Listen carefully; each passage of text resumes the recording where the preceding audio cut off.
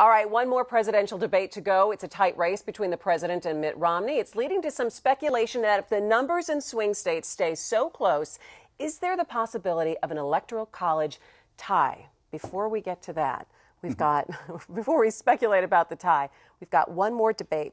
Did you think the debates were going to be so pivotal in the numbers swing in this race?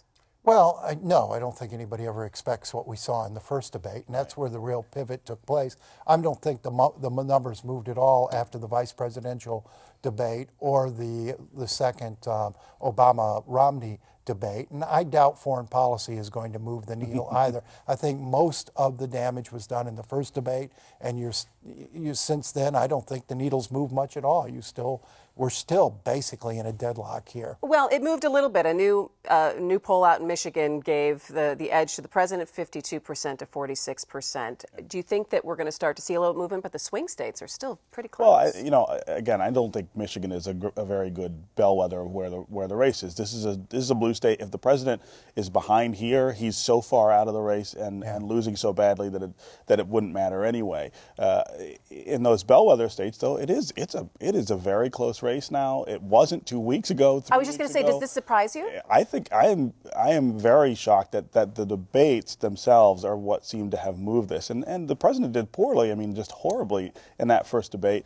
But I don't know that we've seen in history this kind of movement based on the debate, and that does go to the sort of softness of the support that the president had before that debate. I mean, he was ahead, but there are still a lot of people with questions about what he'll do in the second term and whether Mitt Romney.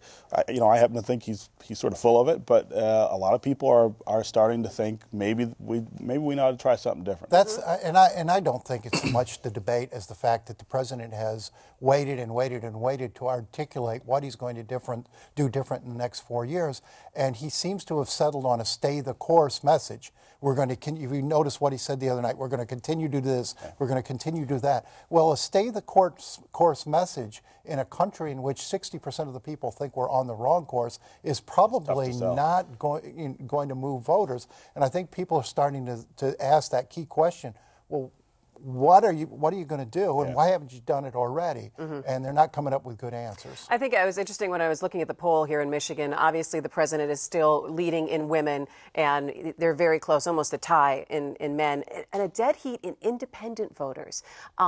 We had seen some numbers earlier that it seemed that the independent voters were swaying a little bit more towards the president, but now that's kind of backed off. How would you explain that? Well, I think Nolan's right that this is a tough campaign. All second terms are tough to get. If you think about it, there have been very few of them in history. Most presidents don't get a second term, and when economic issues are the centerpiece of the campaign, it's even less likely. Think of George H.W. Bush as the most recent we saw to not get a second term because of the economy.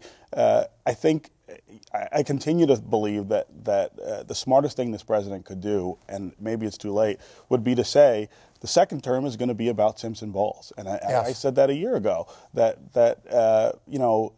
we dug ourselves out of this hole. We're moving in the right direction. We're not moving fast enough, but we've got to start paying attention to the deficit and the debt, restructuring our entitlements so that they survive. All of the things that make sense in that proposal and are not popular with either side, but need to be done. But he has a credibility issue there because it's been sitting on the table 2 years. I agree with you. And he didn't champion it. And it's been 1 year, right. And for him to start talking about debt and deficits now, it's tough to do that. It raises the question, why weren't you interested in debt and deficits your first 4 years? Let me ask this. Is it possible there could be an electoral college tie? I think anything's possible, but I mean, I think the more likely possibility, is that one of these candidates will win the electoral vote and one will win the popular vote, and you're going to have a situation similar to 2000 where people question whether you have a legitimately elected president. It makes the country basically ungovernable, which is very dangerous because regardless of who wins this election on November 6th, there are some serious decisions that have to be made before January 1st.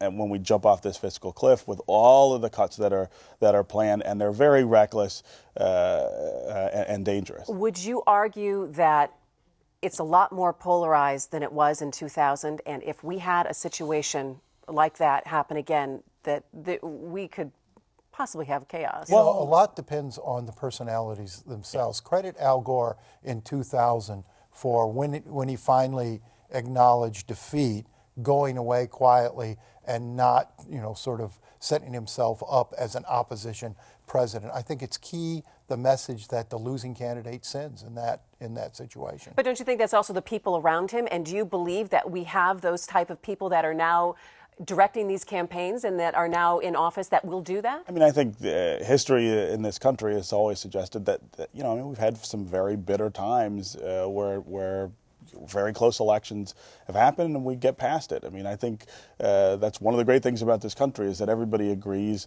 after we slug it out for 2 years and then have our vote, we get back to the business of trying to run the country. I do think, though, that schism that you're talking about here is a very deep one, and it is about the future of this country. This country is getting browner. This country is getting younger. This country is women are taking a much more prominent role in the political process and in business. Those are changes that were reflected in that 2008 election. I think we'll see them play out a little differently this time, but in the future, that's where we're headed. All right, last word, real quick. Race and gender. I mean, the country is also becoming more dependent. We've got 2/3 now of every government dollar going out in dependency checks of some sort or the other. And Romney said in the debate last week, we're on the road to Greece. Well, that's true, and in large part, this election is about deciding which road we're going to go on. All right, and we will see in just under 20 days. All right, well, this is officially baseball town with the Tigers heading to the World Series. Major events bring out the inevitable out-of-town journalists who come to Detroit. They visit the train depot. Maybe they go to Slow's Barbecue. It's like Stonehenge. Isn't it? Exactly.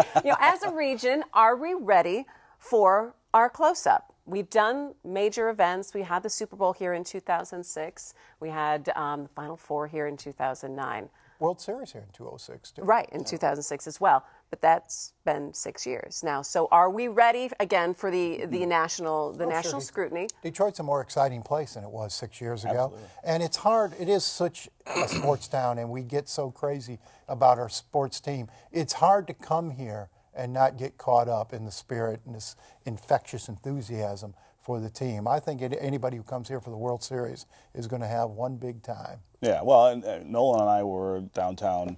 Did you have one big time? Actually, did you Steve had a bigger time. You had a good time? You could really feel the difference, I think, between 6 years ago and now, just being down there. I mean, the number of people who were out and just losing their minds over this. And you've got a lot more going on downtown. We did run into some crazy people. We ran into a couple crazy folks. Well, I was down there earlier this week. I went to the Tuesday night game. But I think there might also be something to be said for, baseball in terms of the writers and the press that come in. They come in for the games and then they go. It's not like the Super Bowl where there's like a 5-6 day ramp up and they're kind of hanging around waiting for the big event to happen. Yeah. No, I think this is going to be a very exciting time over the next week, and hopefully the weather holds. Everybody sees Detroit at the best, and the Tigers win. Yeah, and millions of dollars coming in terms of local economy. So 28 years since the last World Series title here. So we're ready. We are ready.